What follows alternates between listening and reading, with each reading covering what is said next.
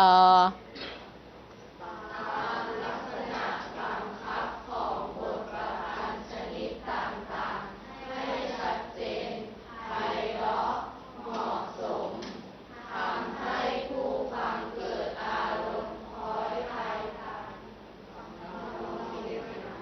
ทำไม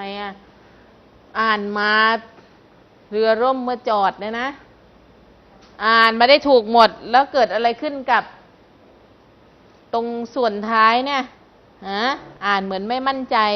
นะคะการอ่านออกเสียงแบบทำนองสนอก็คือเป็นการอ่านแบบที่มีสำเนียงทำไมคะสูงต่ำหนักเบา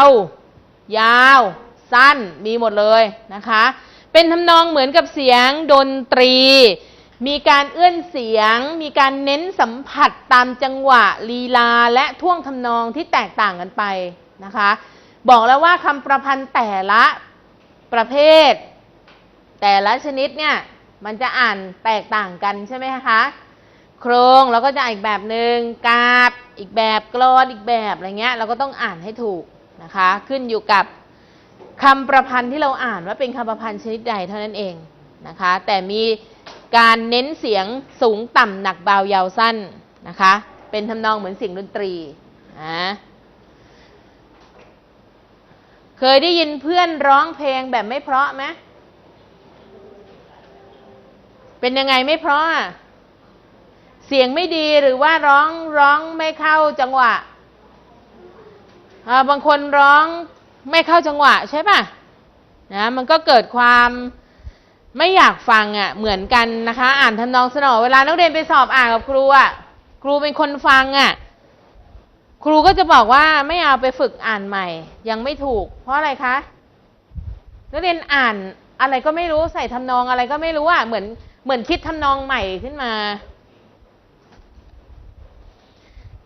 แทนที่จะอ่านสักวาวานอื่นมีหมื่นแสนก็ทำไมคะสักวาวานอื่นมีหมื่นแสนอะไรอย่างเงี้ยแบบ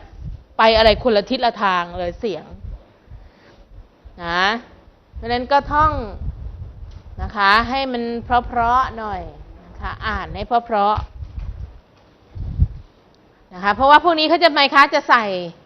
จังหวะลีลาและท่วงทำนองเดี๋ยวจะดูซิว่าม.1 ปีนี้ใครที่อ่านทำนองสนอเพราะ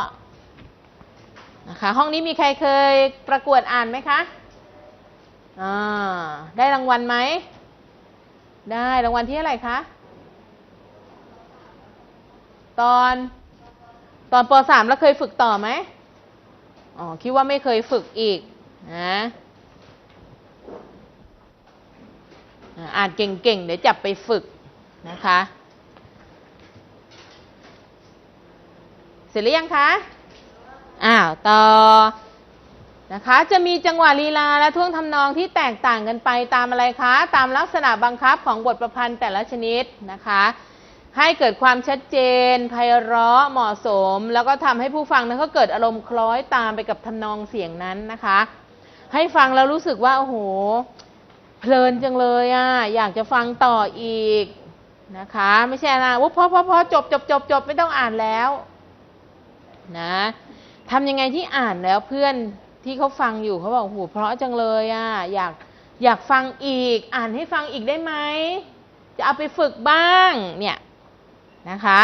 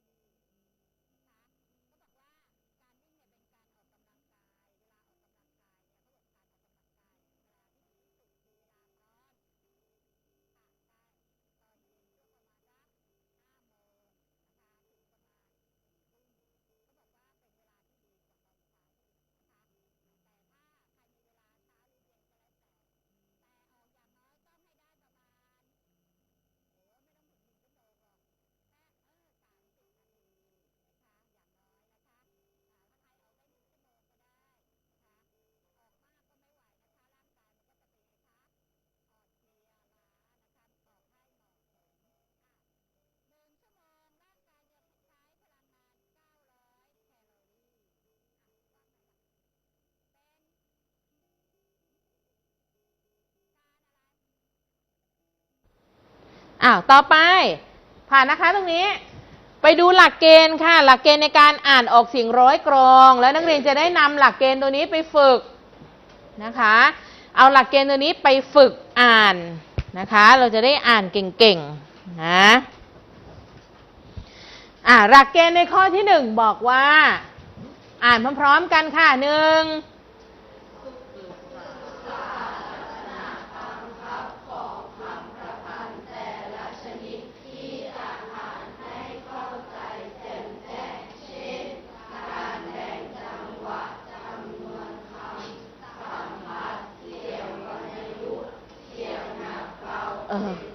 เป็นต้นมันอยู่กันคนละบรรทัดนะคะมันคือคำเดียวกันนะมันอาจจะ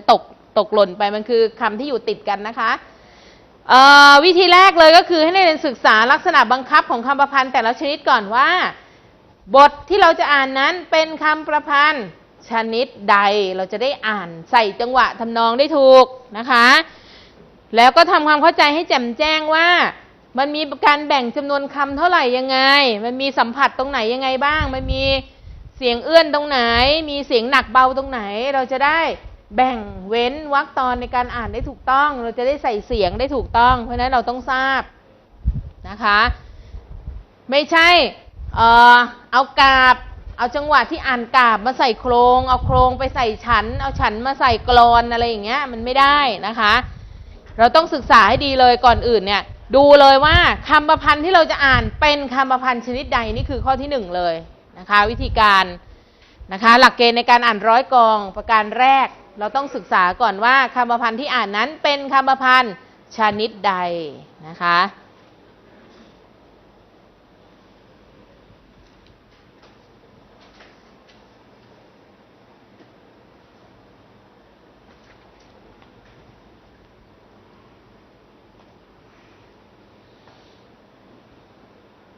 เร่งมือนิดนึงนะคะ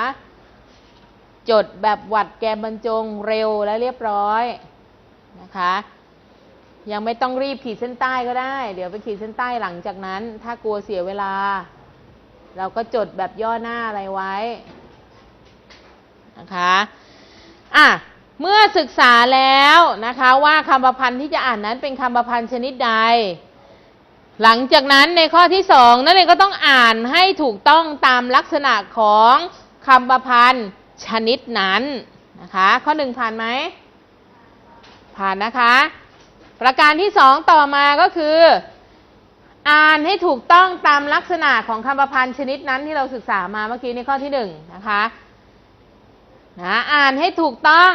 ตามลักษณะบังคับแล้วก็ต้องอ่านให้ถูกต้องชัดเจนตามหลักการอ่านตามอักขรวิธีนะคะก็คือคำไหนมีรอเรือคำไหนมีลอลิงคำไหนเป็นคำควบกล้ำนั่นเองก็ต้องออกเสียงให้ถูกต้องให้ชัดเจนนะคะอ่านให้ถูกต้องตามลักษณะคำประพันธ์แล้วก็อ่านให้ถูกต้องตามหลักการอ่านตัวไหนที่มีเสียงรอเสียงลอหรือคำควบกล้ำนั่นเองก็ต้องออกเสียงให้ชัดเจนนะคะอันนี้คือหลักทั่วๆไปอยู่แล้วนะศึกษาลักษณะคำประพันธ์อ่านให้ถูกต้องตามคำประพันธ์แล้วก็อ่านเสียงรอเสียงลอเสียงคำควบกล้ำให้ถูกนะคะตอนนี้ปัญหาของการอ่านของนักเรียนก็คือ1อ่านไม่ถูกต้องนะคะเสียงรอเรือเสียงลอลิงเสียงคำควบกล้ำของนักเรียนเนี่ยยังไม่ชัดเลยนะคะเนี่ยต้องฝึกนะคะฝึกบ่อยๆเราจะกลายเป็นคนที่เวลาที่เราพูดออกมาเนี่ยเราก็จะพูดชัดเช่นเดียวกันนะคะฝึกอ่านบ่อยๆเวลาที่เราพูดตัวไหนที่เป็นเสียงรอเรือลอลิงคำควบกล้ำเราก็จะออกเสียงชัดนะคะเราต้องนำมาใช้ในชีวิตประจำวันของเราทุกวันนะคะไม่ใช่แบบใช้แบบผ่านๆไปแต่ละวันน่ะนะหยิบไม่ฝาดให้หน่อยเดี๋ยวก่อนนะน้องลองแล้วไปไฟเปก่อนไฟเปอย่างเงี้ยไม่กวาดก็ออกเสียงให้ชัดไปไกวเปลไกวเปลอย่างเงี้ยออกเสียงให้ชัดๆนะคะเมื่อศึกษาลักษณะคำประพันธ์แล้ว เราอ่านโดยการใส่ทำนองคำประพันธ์ถูกต้องแล้วออกเสียงรอเสียงลอเสียงคำคุ้มกล้ำได้แล้วประการที่4ก็คือ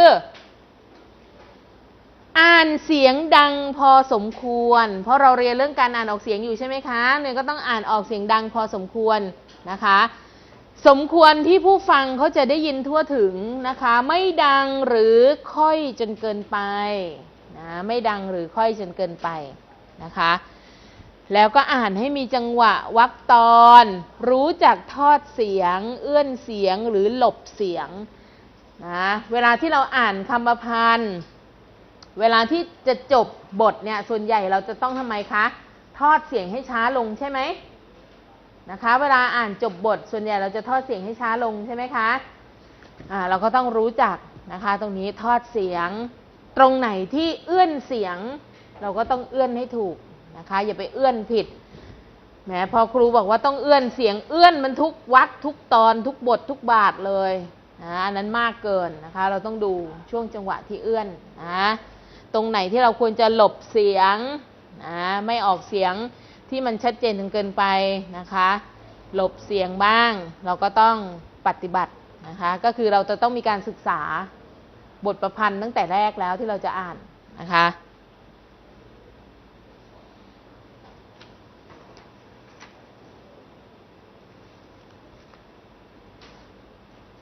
ต่อไปเสร็จหรือยังคะ